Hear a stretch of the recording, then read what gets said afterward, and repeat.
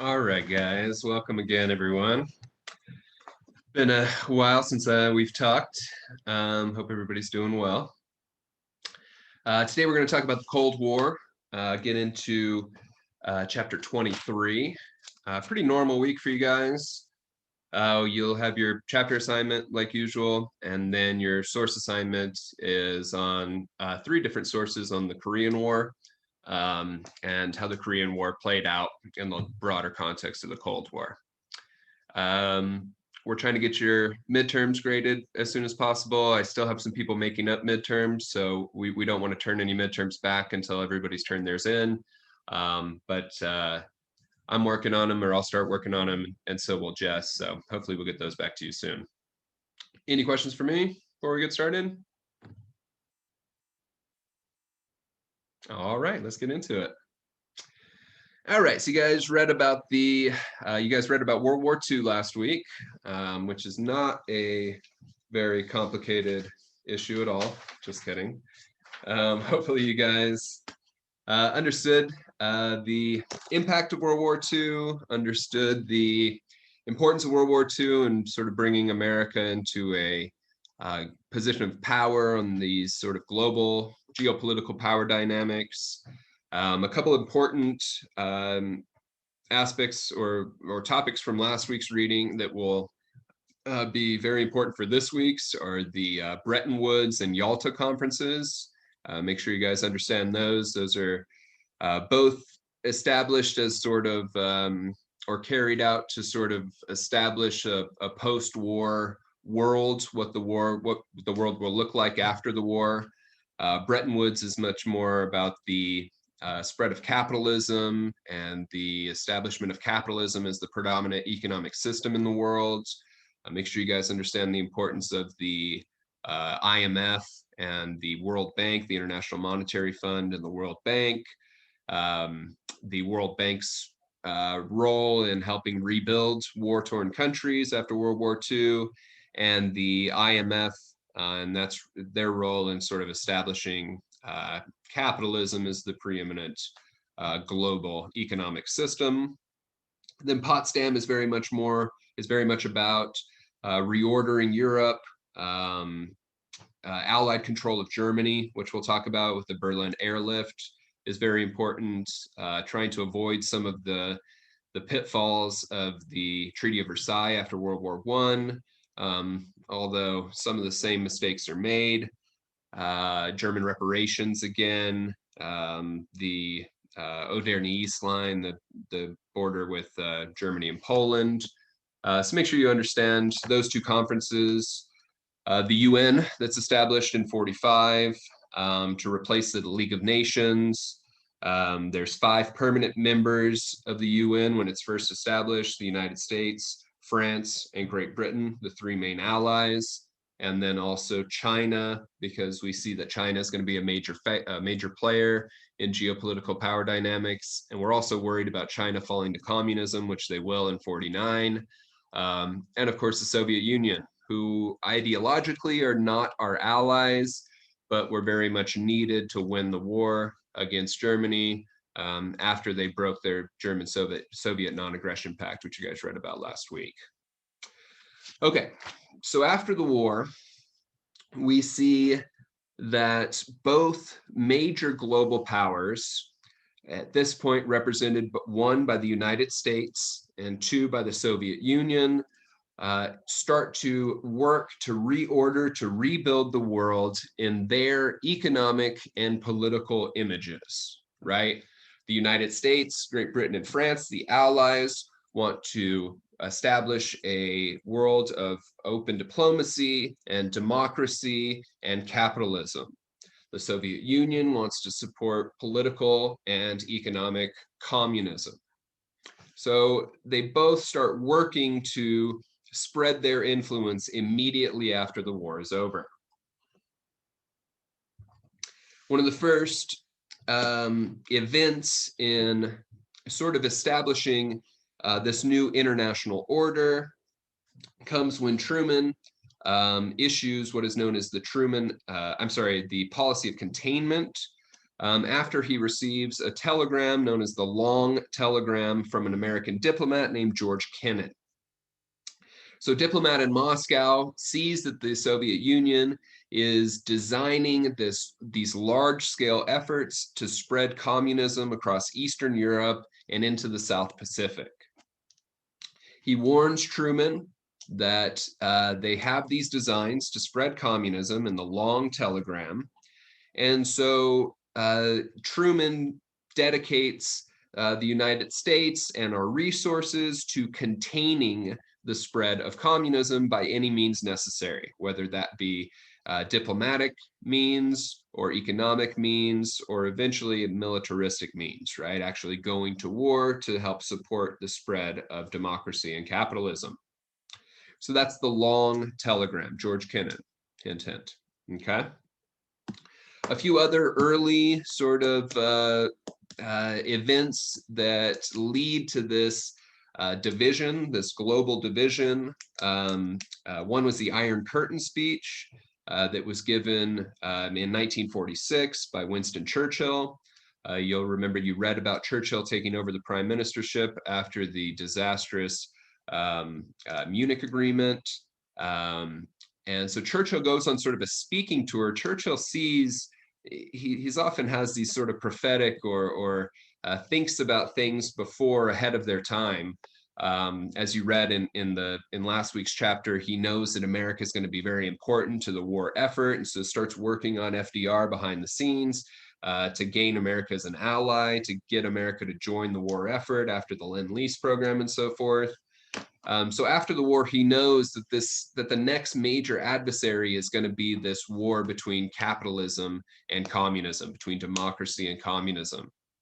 So he goes on a lecture tour around the United States. And in a small college in Missouri, in Fulton, Missouri, he famously coins the term an Iron Curtain. He says, from Stettin in the Battle of the Tryst, an Iron Curtain has descended across the continent. This will be sort of a loose definition of the division between Eastern Europe and Western Europe. Western Europe supports capitalism and democracy. The sort of seats of those seats of capitalism and democracy are still in Paris and London. And then Western Europe will be susceptible to the influence of the Soviet Union and tenets of communism. So this enters the Cold War vocabulary, the Iron Curtain dividing Eastern and Western Europe. And so Churchill is really trying to further strengthen this relationship between Great Britain and the United States. Great Britain was much more affected by World War II than the United States in terms of their economy, in terms of their infrastructure. You know, the Blitzkrieg was very detrimental to, or was devastating in decimating England, decimating France. So Churchill knows that it's going to be a rebuilding period for Western European democracies. And so he knows that the United States needs to be sort of the leader, take a leadership role in this allied support of democracy and capitalism.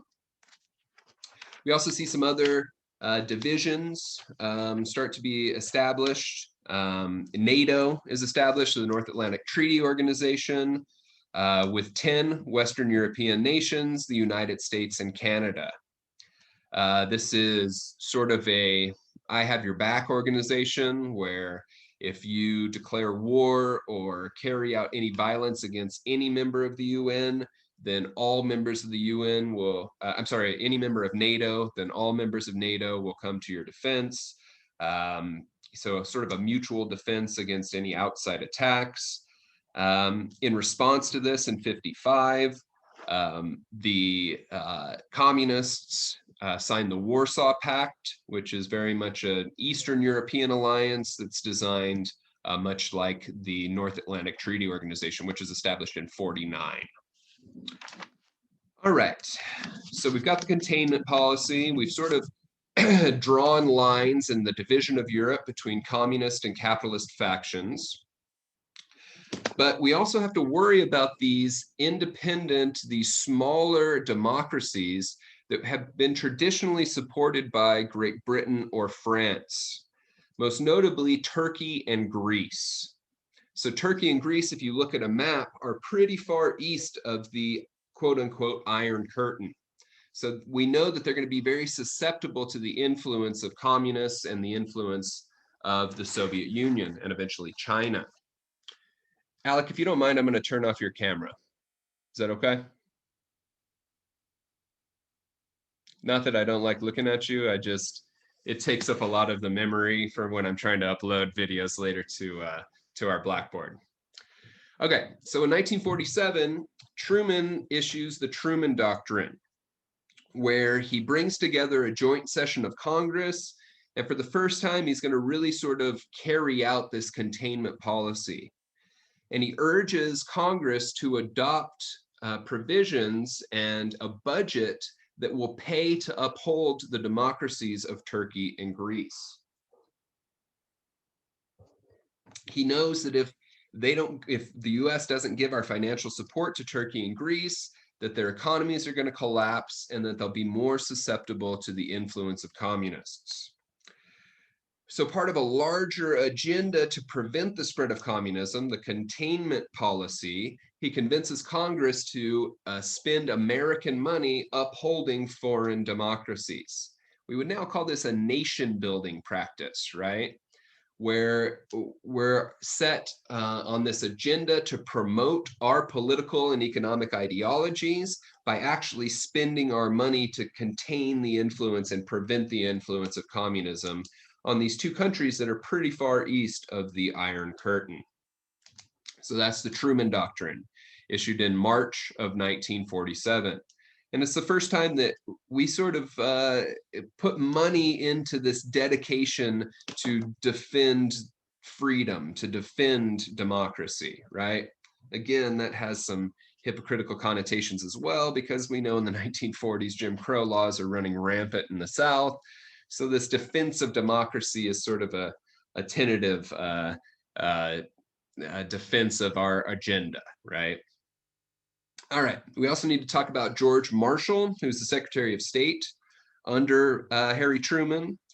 And George Marshall issues his own plan called the Marshall Plan in April of 48, which will extend this idea that we need to spend American money to facilitate the spread of democracy abroad.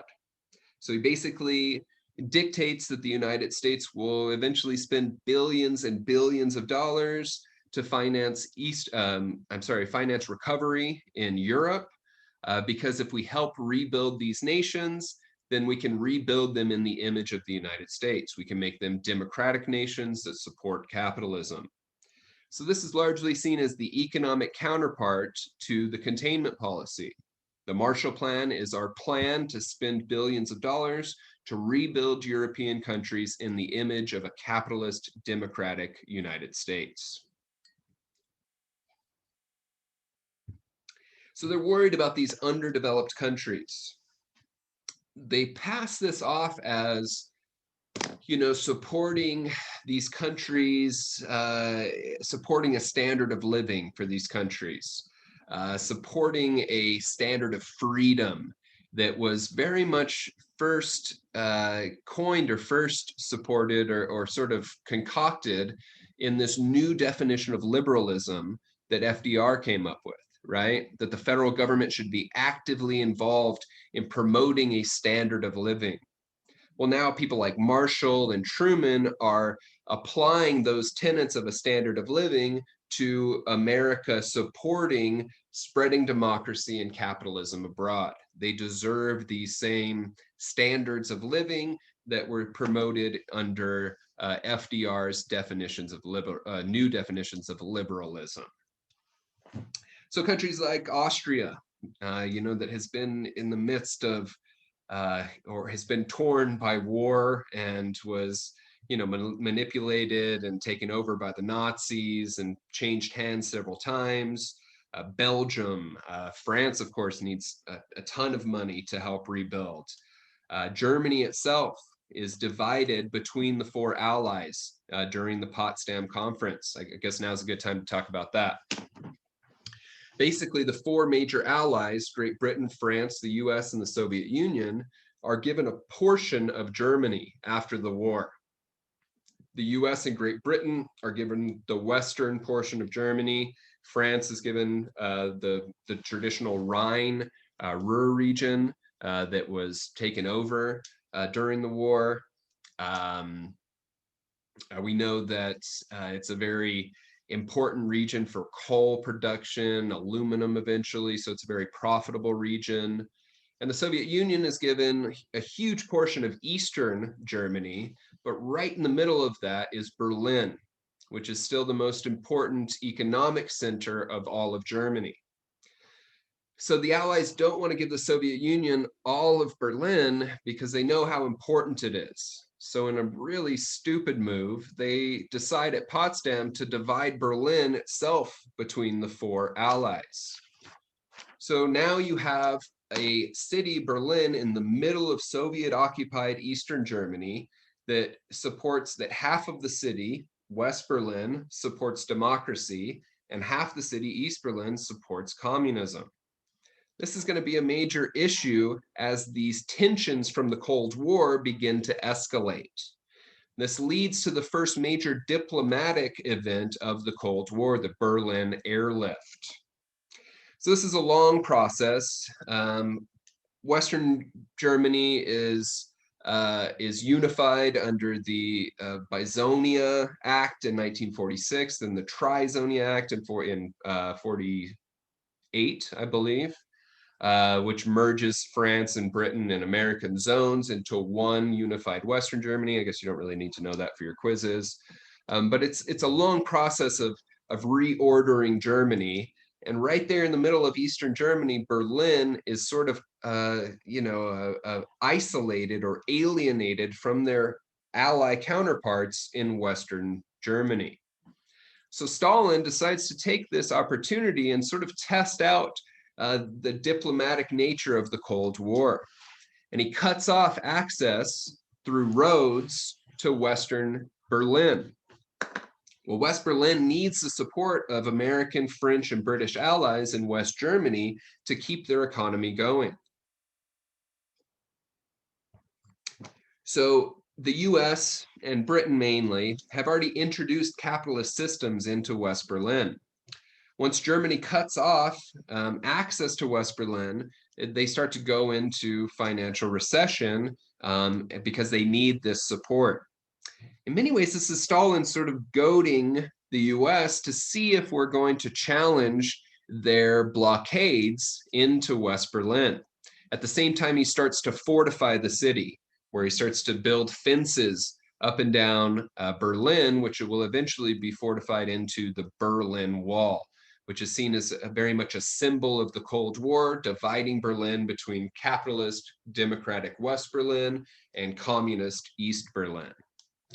So instead of challenging these blockades, Truman issues in June of 48 an order to begin the Berlin Airlift, where the United States for 11 months dropped supplies into West Berlin, tons and tons of cargo and supplies into West Berlin to keep West Berlin functioning during this blockade. Finally, by May of 49, Stalin lifts the blockade and it ends this sort of political stalemate or this diplomatic stalemate in Germany itself.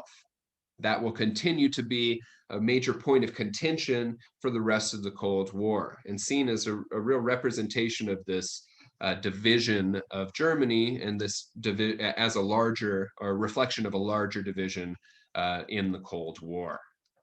All right, then in 1950, we issue NSC 68, which is in order to permanently build up the national military. We often refer to this as the military-industrial complex, right? Where the military becomes a primary function of our industry, of our economy itself. And we start pouring billions of dollars into the military to build up our military in the pursuit of this global agenda against communism. So this is a major dramatic increase in military spending. This will continue throughout the rest of the 20th century really into today, right? Where one component of the Cold War, especially by the 1970s and the 1980s, is this spending war, this military buildup between the U.S. and the Soviet Union, who can outspend each other in these military expenditures. We have enough nuclear weapons to destroy the Earth hundreds and hundreds of times by now, but we continue to develop nuclear weaponry. We continue to pour money into a military in order to present ourselves as the most powerful military force on the Earth. Now the military budget is close to $1 trillion a year, something like $850 billion a year given to military expenditures. Unfortunately, our deficit is in the trillions of dollars as well, because the military has become a central factor in our economic process, right? A central industry in our economic process. Now it's a bit different, as the military in many ways is sort of a social program, right? Millions and millions of Americans join the military in order to get VA loans, in order to get access to education, college, etc. We'll talk a little bit later about the GI Bill and how that impacted Americans and is used as a social program as well.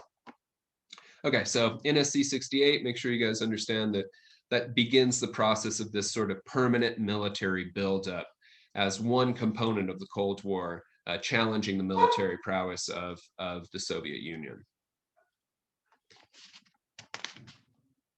All right. Okay, so then comes 49, which is not a great year for the United States and the Allies in the broader context of the Cold War. For one, in 49, the Soviet Union successfully tests its first atomic weapons.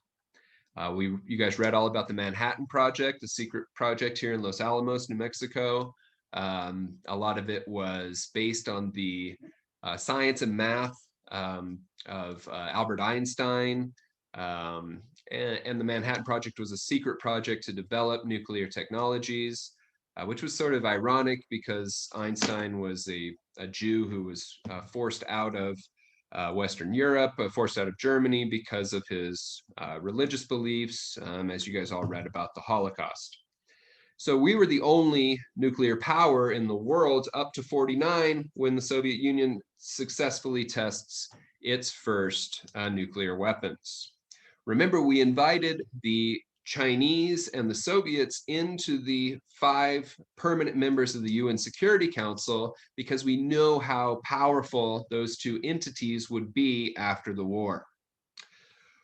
Well, China has been going through its own social wars, its own sort of civil wars.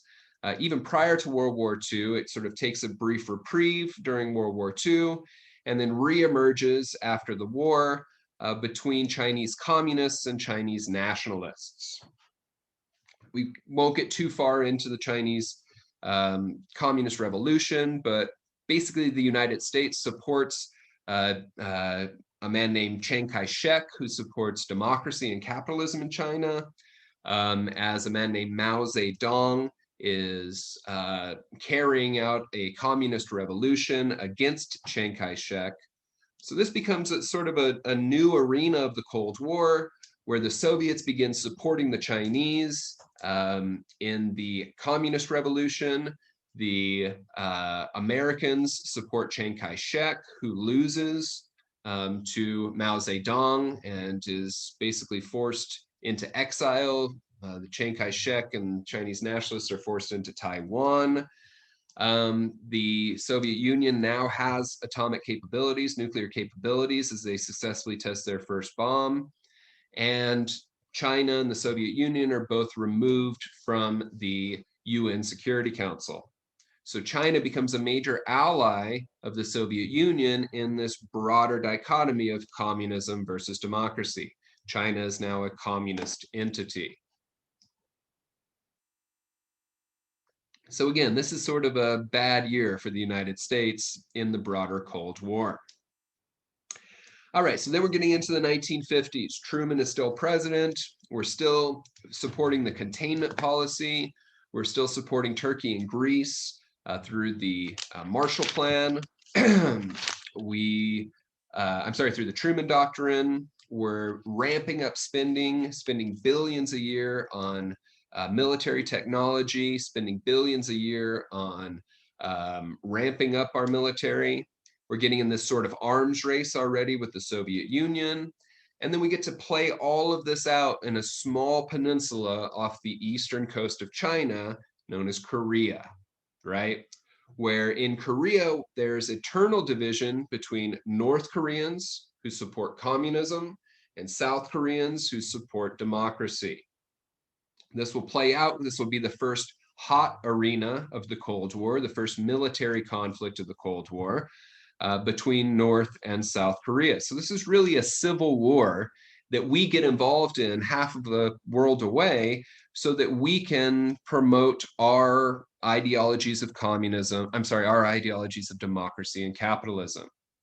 We think that if South Korea falls to communism, that it will create a domino effect across the South Pacific and more countries will fall to communism.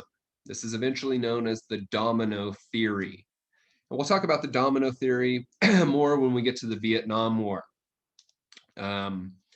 We start to blindly support this theory that we need to become involved in foreign civil wars to impose our own ideologies and support factions that support our platforms of democracy and capitalism. Truman also issued in 1948 an executive order to desegregate the military. So the Korean War will be the first fought by an integrated US military, right? During World War II, you guys read that the military was still segregated.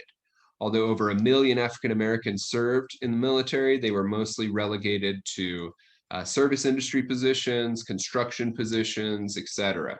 Units were still segregated. You were in a black unit or in a white unit.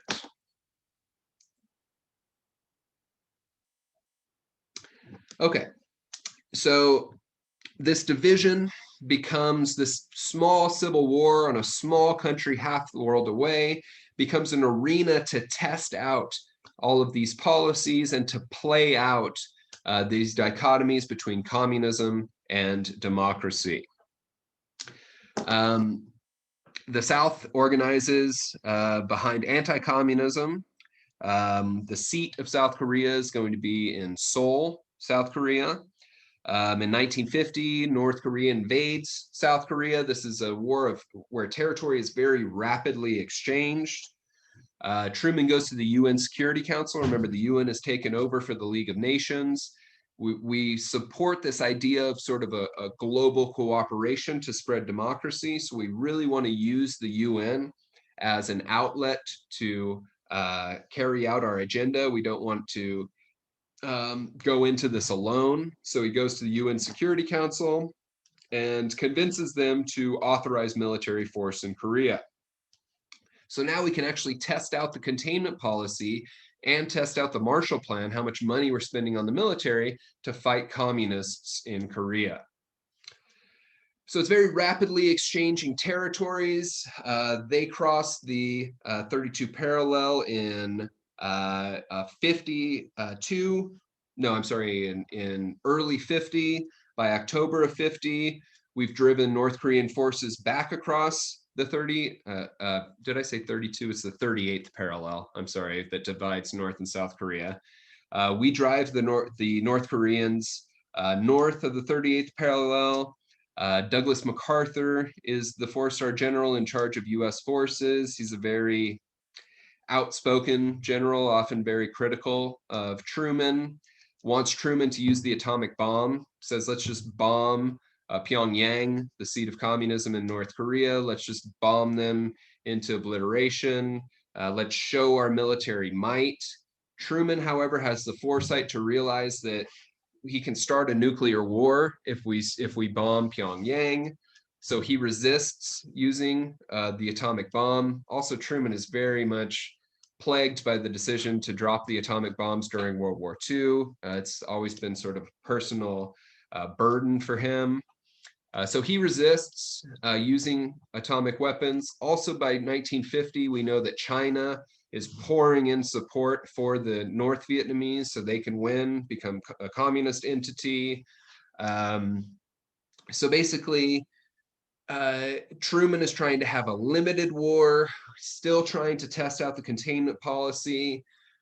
Douglas MacArthur becomes increasingly critical of Truman. Stupidly, Douglas MacArthur complains to national press, Time magazine, that Truman isn't using enough force, that he is fighting a limited war. That leads to him being promptly removed of his authority. Another man, Matthew Ridgway, becomes involved or the leader of U.S. forces. But Truman resists, resists using the military, using the nuclear weapons. He's worried about China, who we've just removed from the UN Security Council, escalating this into a nuclear war. And then Eisenhower is elected in 52, and Eisenhower sort of takes a different approach. We all know Eisenhower was a four-star general in charge of storming the beach in Normandy, is a very brilliant military mind. And when he takes over, he hints at the opportunity to use nuclear technology. He doesn't say that the US is going to drop a bomb, but he says that it's possible. This is just to sort of test the waters and see if the Soviet Union and China, more importantly, are interested in starting a nuclear conflict. Just testing those waters, just threatening the use of nuclear intervention is enough to bring both sides to the negotiating table.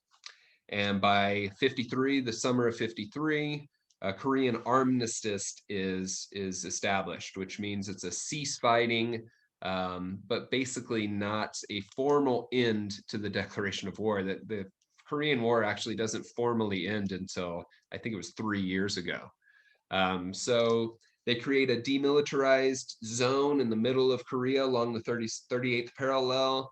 And they basically have two separate forms of economies and two separate forms of politics, or two separate political systems between North and South Korea. South Korea flourishes as a capitalist nation. By the 1990s, they become a major player in electronics and so forth. North Korea becomes an isolated communist entity with increasingly oppressive, dictatorial political dynamics.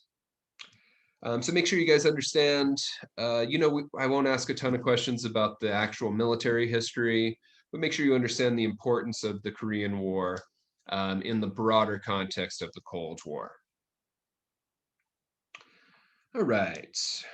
So yeah, there's no unconditional surrender between either side.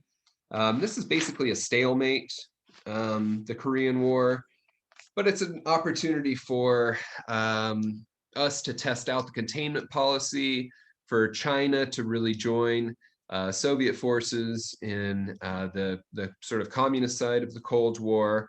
And it's the first hot arena of the Cold War to play out on an international scale. Okay, so we also see a resurgence in the 1950s of republicanism, of Republicans taking power in the executive. When Truman takes office in 52, he wins re-election in 56. We also see for the first time since the 1920s that they control both houses of Congress. This actually starts in 46. They start controlling the House. And in 48, they win control of the Senate. Republicans win control of the Senate. And then when Democrats lose control of the executive in 52, Republicans control all three major branches. There's also a conservative Supreme Court in the 1950s. And this is all playing out in the context of significant cultural and socioeconomic divisions in the United States, right? The 1950s begins the traditional African-American civil rights movement after the Brown v. Board decision in 54. And you start to see political dynamics which were often determined by sectionalism, Southerners voting for Republican, or sorry, Southerners voting for Dixiecrats or traditional Democratic parties start to leave and support Republicans. This will be a continuous process really until the Voting Rights Act of 65 and the Civil Rights Act of 64, where Democrats adopt the civil rights platform, forcing a lot of these traditional racist Dixiecrats, Democrats to leave the party. We should talk about the Dixiecrat revolt itself, which is really a response to the desegregation of the military in 1948. A man named Hubert Humphrey at the Democratic National Convention in 1948 urges Democrats to accept or to add to their platform civil rights legislation, civil rights agendas. He says that the Democratic Party should defend civil rights, that if they're the party of the South, which they traditionally have been, then they need to include African Americans in the political process. This leads a lot of racist Southern traditional Democrats to leave the Democratic Party. And at the Democratic Convention of 1948, a group of Southern Democrats stands up at the convention, walks out of the convention, and starts their own political party, which they refer to as the Dixiecrat or the States' Rights Democratic Party. So remember, this has been going on for a long time. Remember, FDR is even worried about upsetting the Solid South, and that's what leads him, or really why he fails to enact any significant anti-lynching legislation, any significant legislation that will protect and defend African American voters in the South, and really fails to improve conditions for African Americans, which he has brought into the Democratic Party, which traditionally voted Republican because they were the party of Lincoln. So again, these are very confusing, very complicated domestic political dynamics. But these Dixiecrats represent this division where these traditional, often racist Democrats who supported Jim Crow laws, who supported state constitutions and state authority over federal authority, are now resisting the party's change, the party's evolution into supporting civil rights. So they're angry over Truman's executive order to desegregate the military in 48. They're angry over Hubert Humphrey trying to add civil rights to the platform. And so 35 of these racist men stand up and walk out of the convention, and they nominate a man named Strom Thurmond, one of the biggest pieces of shit in the history of American politics, as the presidential candidate of the Dixiecrat Party. And their platform is segregation forever. That's literally his slogan: segregation now, segregation tomorrow, segregation forever. And they actually carry 4 states, Louisiana, Mississippi, South Carolina, which has a long storied history of racism, and Alabama, right? These very deep Southern states that are very rooted in these racist ideologies. So this begins this political realignment where moderates and liberals, under this new definition of FDR's liberalism, are leaving the Republican Party, joining a Democratic Party that is adopting more liberal platforms on the civil rights movement. Conservatives within the Democratic Party, traditional Southern Democrats, are leaving Democratic Party and moving to the Republican Party. So this will issue in another phase or American political system. We often define these different political dichotomies as systems, right? The first American system is Federalists versus Democratic Republicans. The second is Democrats versus Whigs. Then we have Democrats versus Republicans. Then it switches after World War II, and Democrats adopt more liberal tendencies, civil rights platforms. Conservatives and traditional Republicans traditional Democrats leave the party and join the Republican Party. All right. So this Republican resurgence continues through the 1950s. Eisenhower is a very sort of a complicated conservative. In many ways believes in a lot of the same tenets of liberalism that FDR supported, believes that the government has a responsibility to provide for the well-being of Americans. It's actually a very intuitive individual, very smart, can see what's coming, the writing on the wall. When he leaves office in 1960, he warns Americans about the dangers of the military-industrial complex. Says, you know, if the military is a preeminent part of our economy, we're going to have to justify the billions of dollars that we spend each year on the military by starting illegitimate wars, which certainly happens throughout the after World War II in several instances. So Eisenhower is very much sort of a progressive conservative in many ways.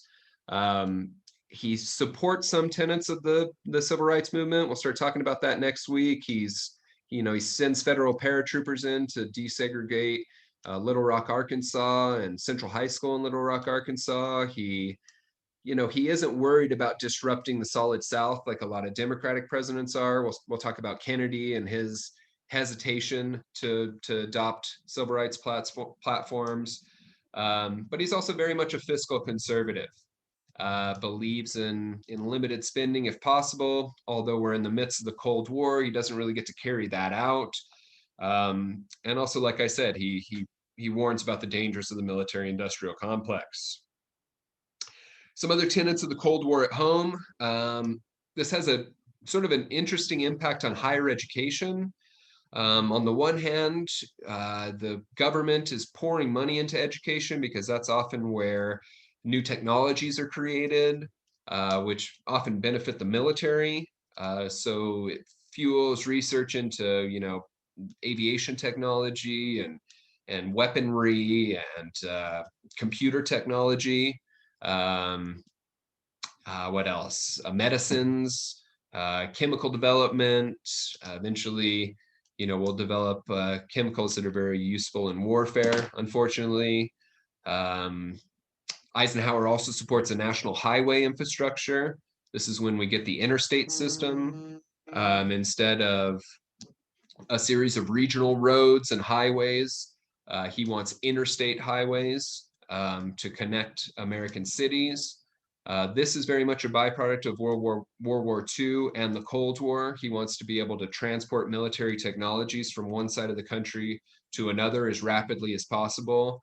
If he needs to send a bunch of tanks and ships that are being produced in California to the East Coast, he wants an international, he wants a national highway infrastructure. Here in El Paso, it has a major impact on us as we get I-10, which connects us to bigger markets and bigger metropolitan areas like Dallas and Austin, 10 and 20, and San Antonio, and eventually makes it all the way out to California, Los Angeles, Houston. So the national highway infrastructure also creates jobs, and it has a positive impact on integrating American economies. Also, after 49, we're worried about the threat of Soviet Union dropping a bomb. So this will allow for cities to evacuate more effectively, more efficiently, if they have a highway infrastructure. We also see in the 1950s a real redefinition of patriotism, where we draw sort of this line between people deemed as patriotic Americans and people deemed disloyal to the American system. Of course, anybody who supported, the Socialist Party prior to World War I is deemed as un-American. And this is going to have a majorly negative impact on specific industries as well. And that's largely carried out through this anti-communist hysteria, right? This crusade against potential communists that have infiltrated the American system. And it even starts under Truman's administration, where Truman issues the loyalty review system, where government employees are basically required to demonstrate that they're patriotic Americans by signing papers that say, I would never support communism. I'm, a true blue blood American that supports capitalism and democracy. The House Un-American Activities Committee, the HUAC, is another important arm of this domestic anti-communist crusade. The House Un-American Activities Committee was actually established as an anti-Nazi organization, anti-fascist organization, reorganized as an anti-communist organization. You'll read about the Hollywood 10 and the Hollywood trials, where the House is worried that communists have infiltrated Hollywood and are trying to promote and perpetuate their communist ideologies through film. This starts a process of naming names, where the best way to get attention off of yourself is to say, Joe Blow in the cubicle next to me is a communist, go get him. This happens in Hollywood as well, where some prominent producers and writers don't want to be categorized as a communist, so they start naming names and they say, so-and-so is a communist, go investigate him. This is a snowball effect where you start to have hundreds of accusations made.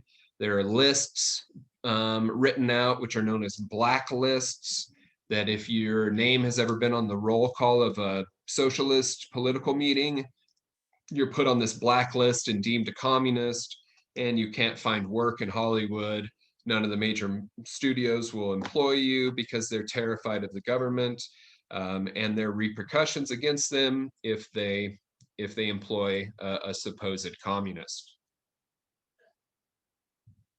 It's also used by a lot of people in Hollywood to further their own careers, whether they're just furthering their own acting or executive careers within Hollywood, or whether they have political ambitions down the road.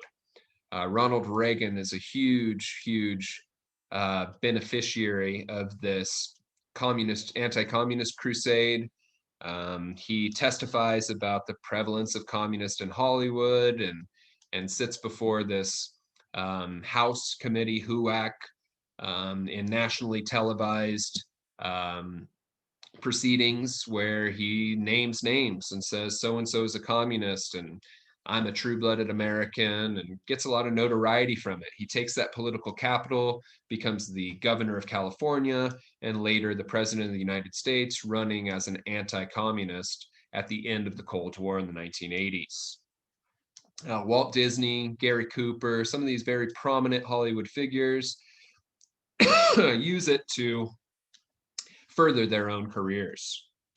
There were 10 individuals that refused to participate in this sort of communist witch hunt. They're known as the Hollywood 10. And they plead the Fifth Amendment during these trials because they defend their right to support any political faction that they want. It's not illegal to be a communist. It's not illegal to support socialism, which in many ways, is, well, we won't get into that, but they believe that that the government is infringing upon personal liberties by forcing them to support certain political ideologies over others. So they claim that HUAC is indeed violating our individual liberties. They stay silent during the proceedings, and they are sentenced to jail terms under a trumped up contempt of Congress charges, and the 10 Hollywood 10 members are forced to serve sentences from 6 months to a year in federal prison. Another important, or one of those Hollywood 10 members is actually Dalton Trumbo, who becomes Academy Award winning writer. Already was a prominent writer in Hollywood prior to the HUAC trials. he gets put on the blacklist, can't find any work in Hollywood, ends up writing under a pseudonym, and wins an Academy Award in the mid 50s. I believe it's like 54, 55, as best screenwriter, but he can't even attend the Academy Awards because he's blacklisted and considered to be a communist. Make sure you guys, I'm out of time. Make sure you guys read about the Alger Hiss trial. That's also important in this sort of larger issue of the government's authority to stop the, or to infiltrate American communism, or sort of carry out this witch hunt against supposed communists in the government. Alger Hiss worked for the State Department under the Truman administration. He's found guilty of other charges, basically perjury for lying about not knowing a man named Whittaker Chambers. So this is another evidence or another example of this sort of anti-communist hysteria being carried out against former members of the government. So the greatest sort of reflection of this anti-communist hysteria is a phenomenon known as McCarthyism, which is basically carried out by a man named Joseph McCarthy, who was a junior senator from Wisconsin, who uses this anti-communist hysteria as a platform for his own political ambitions. First claims in 1950 that communists have infiltrated the State Department under the Truman administration, gets national notoriety. Everybody says, oh, this guy, Joseph McCarthy, knows that communists have infiltrated the American government. Everybody starts paying attention to him. He is given appointments within the Republican Party and gains more and more power within the Republican Party. By 1952, when Eisenhower takes office, they give him the chair in the Senate Permanent Subcommittee of Investigations. So he's in a very powerful position to try to investigate potential communist infiltration. It doesn't matter that he completely lied about all of these accusations. The 250 people, supposed communists that had infiltrated the government, 0 communists were ever found to have infiltrated the Truman administration or the State Department. But it doesn't matter. All he needed to do was use this anti-communist hysteria to get attention to further his own political ambitions. By 1954, attention to Joseph McCarthy has sort of waned, has calmed down. So he makes up more charges. This time he claims that the army has been infiltrated by communists. This leads to the Army McCarthy hearings in April of '54, where a man named Joseph Welch represents as the chief counsel for the Army, and Joseph McCarthy on the other side represents the Senate Permanent Subcommittee on Investigations. And this time he stepped too far. This is a nationally televised hearing between the Army and the Senate Permanent Subcommittee on Investigations. Joseph Welch is one of the most prominent, competent attorneys in the country. It's revealed very quickly that Joseph McCarthy is lying about all of these accusations. It becomes very embarrassing for the Republican Party that they've tied themselves to Joseph McCarthy. Joseph McCarthy's career quickly ends after all of his accusations are proven to be false. McCarthy becomes sort of an embarrassment to the Republican Party. They remove him from the Permanent Subcommittee on Investigations. It's a national embarrassment for them. This is sort of the beginning of the end of this sort of communist or anti-communist hysteria. But that'll continue throughout the 1950s. On a local scale, we see this anti-communist fervor affect access to books, access to certain literature and certain music and art.